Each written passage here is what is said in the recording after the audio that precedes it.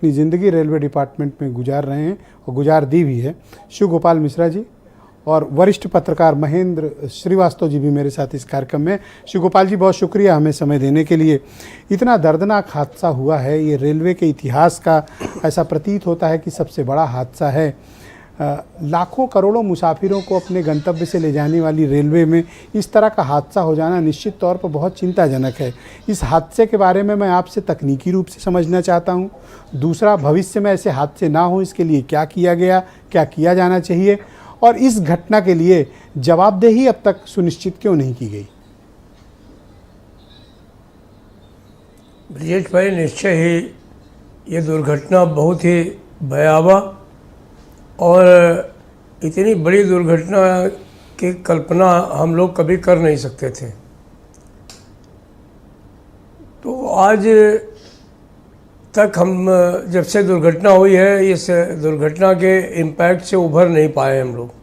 हालांकि हमारे सब साथी खून देने से ले कर के वहाँ पर साउथ ईस्टर्न के, ईस्ट कोस्ट के सभी जगह के लोग वहाँ पर जा कर के लग गए, लेकिन जो लोग शहीद हो गए हैं, जो लोग मर गए हैं, जो बच्चे मर गए हैं, उनकी जो हालात देखी है हम लोगों ने, उससे बहुत ही मन कुंठित हो गया है।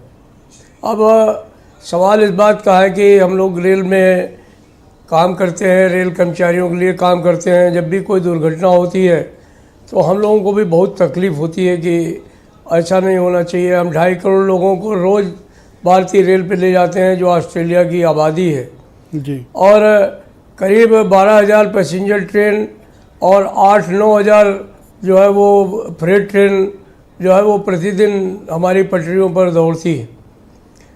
लेकिन एक दुर्घटना जो है हमारे सब किए धरे पे पानी फेर देती है। ये जो दुर्घटना है हमारे सबके जीवन में एक अद्भुत दुर्घटना है कि हमारे स्टेशन में रिले रूम का ड्यूअल लॉक सिस्टम है। वहाँ पर कोई भी सिग्नलिंग का आदमी तब तक नहीं जा सकता जब तक कि वो स्टेशन मास्टर से उसकी चाबी लेकर के न जाए। तो ये तो सवाल ही नहीं उठता है कि कोई कर्मचारी उस समय काम करने चला गया और उसकी वजह से ऐसा हो गया। और इसके जो प्राइमरी इंक्वायरी हुई है उसमें भी ये बात सामने आई है कि नहीं, स्टेशन के ऊपर जो रिले रूम है उनमें कोई ऐसी कोताही नहीं बरती गई। ये निश्चित है कि ये घटना जो हुई है वो ट्रैक के बदलने के कारण हुई है। पूरा मेन लाइन का सिग्नलिंग की व्यवस्था थी, लेकिन अचानक में जो है वो पॉइंट जो है वो चेंज हुआ और जो कोलामंडल है वो खड़ी हुई हमारे जो मालगाड़ी थी उसके अंदर जो है वो घुस गई। तो सवाल ये है कि ऐसा कैसे हो सकता है। ऐसा 2 ही तरीके से हो सकता है कि या तो कोई इलेक्ट्रॉनिक फेलियर हो जो कि जांच के बाद ही सामने आएगा, और दूसरा इसको कोई साजिश भी हो या कोई सबोटेज हो तो भी ऐसा हो सकता है। कई दुर्घटनाओं की जो जांच रिपोर्टें हैं उनमें ये बात आई है। एक गाड़ी में तो मैं खुद चल रहा था और हाकिमपुर में दुर्घटनाग्रस्त हो गई, उसमें बाद में पता चला कि उसकी पटरी काट ली थी लोगों ने। तो ये ऐसा नहीं, असंभव नहीं है कि इसमें कोई बाद में इंक्वायरी के बाद पता चले कि इसमें जो प्राइमरी जिम्मेदारी मिश्रा जी किसकी है? क्या संबंधित डीआरएम, संबंधित जीएम और ऑपरेशंस डिपार्टमेंट पर तत्काल प्रभाव से कार्रवाई नहीं की जानी चाहिए? ब्रिजेश भैया, इसमें जब तक पूरी इंक्वायरी होकर के बात सामने नहीं आएगी तब तक इसकी प्राइमरी जिम्मेदारी किसी की। हमारे भारतीय रेल में एक चलन है कि जब भी कोई जिम्मेदारी होती है तो सबसे छोटे कर्मचारी की होती है। जो भी दुर्घटनाएं हुई हैं, जितनी भी रिपोर्टें आई हैं, उन सब में कोई 4-5 ग्रुप सी, ग्रुप डी के कर्मचारियों की बलि चढ़ा दी जाती है और उन्हीं की सब जिम्मेदारी हो जाती है। मैं इस हक में बिल्कुल हूँ नहीं। खतौली की दुर्घटना हुई, हमारे 14 लोगों को 14-2 में निकाल दिया गया। बाद में जब इंक्वायरी होकर के मामला सामने आया तो पता चला एक जेई था जिसने ज़बरदस्ती में जो है वो स्टाफ को प्रेस किया और गाड़ी जो है वो आने वाली थी और उसने जो है वो ग्लू जॉइंट, यानी छोटे कर्मचारी फंस जाते हैं और बड़े बच के निकल जाते हैं। बाद में उसको निकाला गया।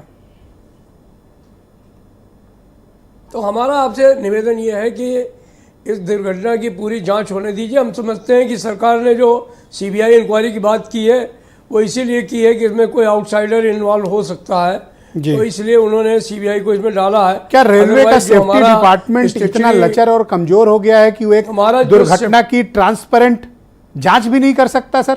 अब तो सीबीआई रेलवे में लगानी पड़ रही है। नहीं कर ये सकता है वो। इनकॉम्पिटेंस है सर, अक्षमता ब्रजेश जी, वो है रेलवे के सेफ्टी ब्रजेश जी, डिपार्टमेंट की। नहीं ब्रजेश जी, वो कर भी रहे हैं, ये वो कर भी रहे हैं। हमारे जो रेलवे के सुरक्षा आयुक्त हैं उनको ऑलरेडी इंक्वायरी दे दी गई है और वो इंक्वायरी ख़त्म नहीं की गई है, वो अपनी इंक्वायरी जो टेक्निकल इंक्वायरी है उसको कर रहे हैं। जी तो हम समझते हैं कि इसकी सर, प्रॉपर दो जांच पैरेलल होनी चाहिए इंक्वायरी और जो कैसे भी हो आदमी सकती है कि जिम्मेदार एक हो। सुरक्षा आयुक्त करें और एक सीबीआई करें sir? End of the day तो घूम कर एक ही स्थान पे आना है सर। दो पैरेलल इंक्वायरी से क्या मिल सीबीआई जाएगा? इंक्वायरी जो करे, ये जो सीबीआई इंक्वायरी करेगी वो अगर कोई बाहरी हस्तक्षेप हुआ है जिसकी वजह से पॉइंट बदला है उसकी करेगी, और जो ये लोग करेंगे वो टेक्निकल इंक्वायरी करेंगे कि पॉइंट बदला है या नहीं बदला जी। है, गाड़ी क्यों लड़ी जा करके उसमें, तो वो इस बात की जांच करेंगे। जी। हम समझते हैं कि शुक्रिया उसमें सर। कोई वो नहीं है। हालांकि अगर सिर्फ सुरक्षा आयुक्त अपनी इंक्वायरी कर लेते उसके बाद सीबीआई इंक्वायरी होती तो ज़्यादा बेहतर था। जी, महेंद्र श्रीवास्तव